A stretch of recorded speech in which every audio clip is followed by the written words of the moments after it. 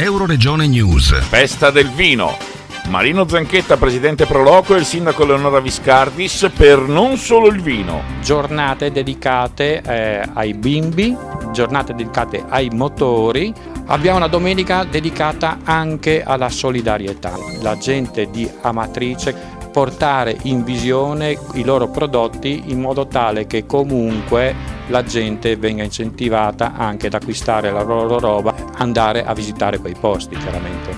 Ci sono tanti eventi collaterali alla festa del vino di caratura culturale molto alta, uno dei quali sicuramente è la mostra di Arrigo Buttazzoni, aperta praticamente tutti i fine settimana. Friulano Doc quest'anno la figura di Omero Antonutti, è stato presente alla inaugurazione, ma a lui sarà dedicata una serata, la serata del 24, e ci saranno letture di Pietro Zurutti proprio decantate, potremmo usare veramente questo termine per Omero Antonutti, ne canterà le liriche di Pietro Zurutti, ci sarà la presenza del coro di Aquileia e sarà sicuramente una serata di alto profilo culturale e conosceremo questo personaggio che veramente è conosciuto in tutta Italia ma anche fuori dall'Italia. È un friulano, è nativo di Basigliano e vive tra il Friuli e Roma e ci piace proprio che venga conosciuto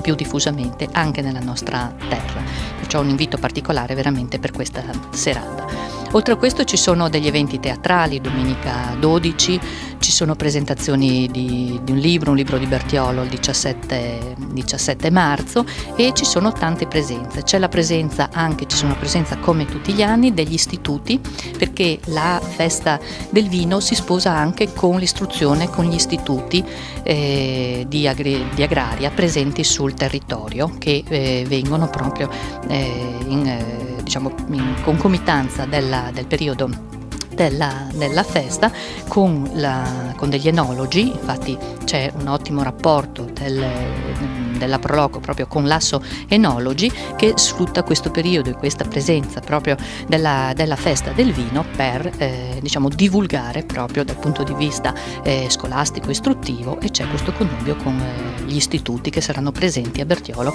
per appunto delle lezioni sul campo. Tante anche altre mostre minori che sono sparse in diverse locazioni lungo tutto il paese, e naturalmente la presenza dei chioschi.